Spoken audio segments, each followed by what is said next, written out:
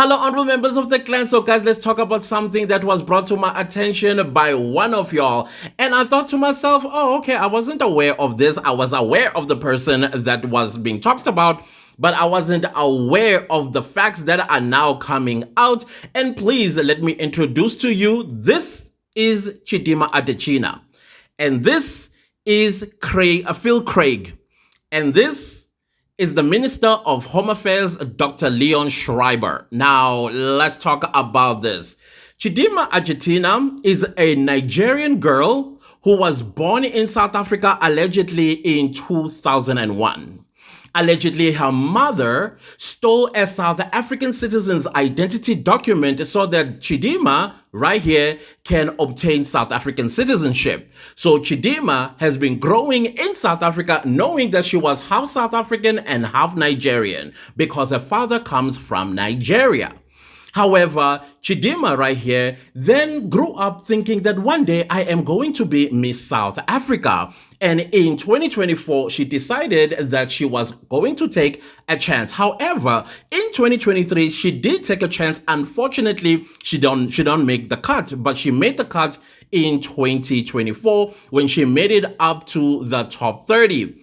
And when she got to about the top 10 of Miss South Africa pageant, that's when South Africans started putting the goggles on and like, wait a minute, that surname does not sound South African. Adina. Now, let's just forget about the surname, but the names as well. This is her full names. Chidima Onwe Vanessa Adina. And South Africans are like, number one, we never have a Chidima in our names. Number two, we don't know what an Onwe is. And number three, we don't know what an Adina is. However, Vanessa, we know of a Vanessa. In most cases, you will find them in the Indian community here in South Africa. I stand corrected. And then South Africans stood on all their toes and said, I am so sorry. There is no way we are going to have a foreign national who is going to be our Miss South Africa. Miss South Africa is reserved for South Africans. And as a result of that, a lot of stuff was being said. And Dr. Leon Schreiber, the Minister of Home Affairs, also listened to the people of South Africa and conducted his own investigations and came up with the following. Chidima Adina's mother allegedly stole the identity document of a South African woman who's been suffering ever since. Now, you know, in South Africa, if you don't have an identity document, you will suffer. You are as good as non-existent. While Chidima here was enjoying all the benefits of being a South African citizen, which also included going to school, going to university, getting jobs, participating in sports, and even Miss South Africa and everything else that when we carry a green barcoded ID, which is a smart card now, we enjoyed, while a real South African citizen with her own daughter suffered as a result. That is the minister's revelations. And of course, Chidima had to withdraw from Miss South Africa when she made it up to the top 9, and about 2 days was going to be Miss South Africa competition. So she had to withdraw. When she withdrew, guess what happens? Nigeria then invited her to come and stand to become Miss Nigeria. And when she did enter, she won. And suddenly she acknowledges that she's Nigerian. Well, right here is a photo of her crowned Miss Nigeria. Now, of course, the same year of 2024, all the Miss of whatever country they were going to contest for they're going to contest for Miss Universe in Mexico, and Chidima right here is your first runner-up.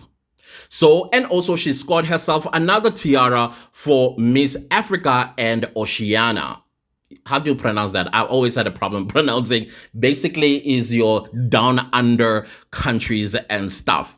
Now, we have Phil Craig here, who's been in South Africa for the past 20 years, according to what he says, and therefore he sees himself as a South African citizen. Chidima here has been in South Africa for 23 years, and Phil Craig has been in South Africa for 20 years. Now, Phil Craig here became a little naughty boy when he got too comfortable being in South Africa when he started sowing divisions. The type of sowing that he was making was that, we are going to cut off the Western Cape and make it a whole Israel-Palestine type of situation. That is according to his mouth, by the way, where South Africa, the Western Cape will be secession and it becomes its own stan or whatever it is that you want to call it. And he was going as far as saying that they are going to lobby the United States, the Donald Trump administration, to help them cut off the Western Cape from the rest of South Africa. And I looked at my constitution. You guys, you know, right? If you go to, let me give you homework. Go get yourself the Constitution of the Republic of South Africa. Somebody asked me, where do you get this copy? I got my copy when I visited Parliament 4 years ago. And I was like, can I have that? It comes in all different languages. And by the way, government is supposed to print out the Constitution and put them in all governmental departments. When you walk into a government department, go to the reception area and say, may I have a copy of the Constitution in whatever language that you so desire. All right? That is all that I'm going to say. The government is responsible to print, just like it prints money. Right? Okay. Anyways, and for free. For free. Anyways, let's continue. So Phil Craig here, the Constitution mentions the Western Cape, that it is part of South Africa. And in order to amend the Constitution, you need a 2/3 majority in Parliament, which I don't think he gets or he would get. That is why he thought, let me go to the world's bully. And since he has an issue with South Africa, who knows, he might send some boots to South Africa and help him cut off the rest of South Africa. As if his ancestors had not had enough of South Africa. Yeah, that's our history. Yeah, you can deny it all you want. It's our history. But now, Phil Craig here, just bringing it to closer to what is happening right now and I was made aware of, is that he's actually not a South African citizen. And he does admit that, well, listen, the problems with my citizenship as a South African citizen is to be blamed at Home Affairs, not me. I'm a South African citizen, just like Chidima here, who was adamant that she was a South African citizen. Now, Dr. Leon Schreiber, your job is to do what you did to Chidima Adina to Phil Craig. Remember how quick you stood up and you found all the information that you needed to actually have her go back to where she belongs in Nigeria? So do the same with Phil Craig. I am hoping by the end of this week, you would have sent this man back to England where he belongs. So other than that, guys, I thought let me come here and give you my 2 cents about this matter and also report to you guys that we have a troublemaker here. And AfriForum, he's stealing your thunder. And you're quiet? But then again, you must also understand why we have a Phil Craig in South Africa. That's because there is lack of leadership in South Africa. For the past 30 years, we have been on autopilot, and hence the likes of Phil Craig were born. The likes of Chidima Adina, whose father I suspect came to South Africa not in 2001. In 2010, remember what was happening in 2010? The FIFA World Cup. But they are saying, oh no, they've been here since, which actually makes us ask more questions about this girl's real identity. Who is her real mother? Many South Africans are asking, because the story that the father told in one radio station, he mentioned 2010, met them and the mother meeting in 2010 here in South Africa when he came for the World Cup. In 2013, Chidima was born. That is not a 23-year-old, if you can do your math.